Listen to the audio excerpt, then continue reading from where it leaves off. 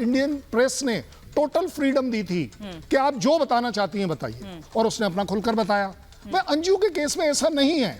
जब तक अंजू खुलकर हमारे देश में आकर अपनी पूरी आप बीती बताएगी नहीं, तब तक ये बात मुझे लगता है ना पाकिस्तान को डिस्टर्ब करनी चाहिए ना मुझे।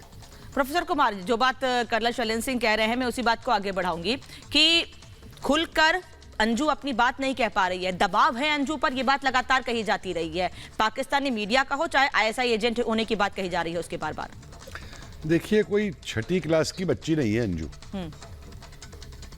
जाने से पहले आज बच्चा बच्चा जानता है कि पाकिस्तान में क्या हालात है, आईएसआई क्या करती है, पाकिस्तानी क्या करते हैं, वहाँ स्त्रियों के साथ क्या नहीं, क्या क्या होता है, क्या नहीं होता है।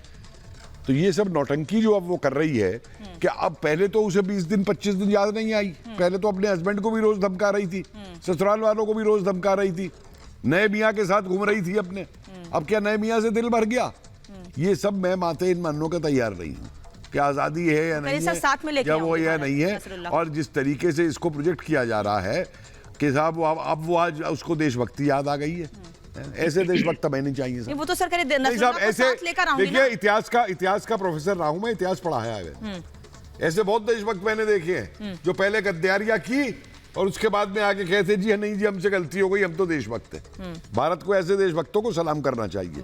बहुत देशभक्त हमने देख लिए इस तरीके के, और उनके अंजाम भी हमने भुगत लिए पूरे लेकर के। गई है पाकिस्तान, वयस्क थी, कोई बच्ची नहीं थी, 2 बच्चों की मां थी।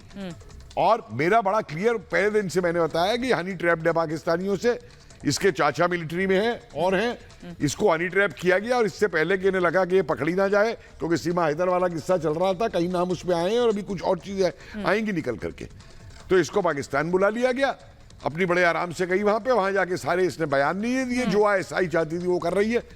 अगर मान लीजिए अगर इतनी बड़ी देशभक्त है तो अपनी बलिदान क्यों नहीं दे दी थी? क्यों आईएसआई के कहने में बोलती चली जा रही है? वहां पे कह दे वहां पे कि मैं नहीं बोलूंगी, कह दे मैं ये वक्तव्य नहीं दूंगी। तो अंबर जैदी मतलब पपेट हो गई है आईएसआई की सीमा हैदर, हम ये माने, देश भरोसा नहीं कर पाएगा उस पर अब।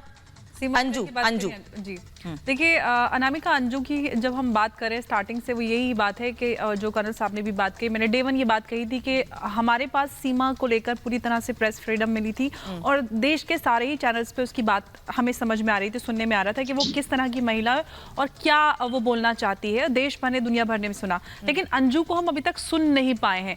ये बात सच है कि वो वीज़ा लेकर पाकिस्तान गई है, लीगल वीज़ा पे गई है, हालांकि बहुत सारे झूठ भी हैं जो कि सामने आए हैं, शादी नहीं करूंगी, प्यार के चक्कर में नहीं आई हूँ और वगैरह वगैरह, धर्म परिवर्तन, ये सारी बातें जो समय के अनुसार सारी चीजें गलत साबित हुई हैं।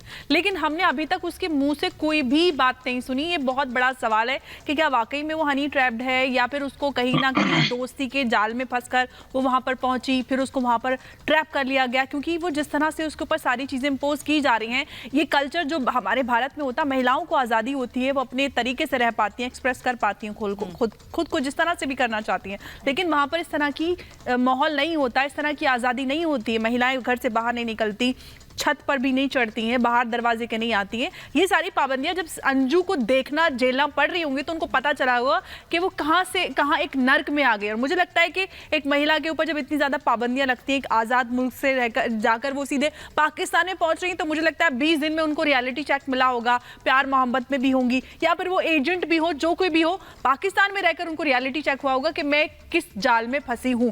अब ये सवाल खड़ा उठता है कि वो अपने आप को देशभक्त कहती हैं, तो मैं उनको देशभक्त तो बिल्कुल नहीं मानूंगी। अगर वो देशभक्त होती तो एक पाकिस्तानी आदमी के प्यार में के जाल में नहीं फंसती। एक हिंदुस्तानी महिला कभी भी पाकिस्तानी से प्यार नहीं कर सकती। और ये बात एजेंसियों की जिम्मेदारी है कि वो जांच करें कि वो एजेंट है या हनी ट्रैप का शिकार हुई है।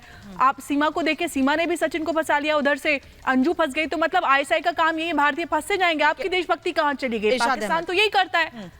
इरशाद अहमद, जो हमारे एक्सपर्ट सवाल उठा रहे हैं, मैं भी यही सवाल पूछूंगी कि क्या अंजू खुलकर अकेले मीडिया के सामने आकर, पाकिस्तानी मीडिया के सामने आकर अपनी बात कह पाएगी?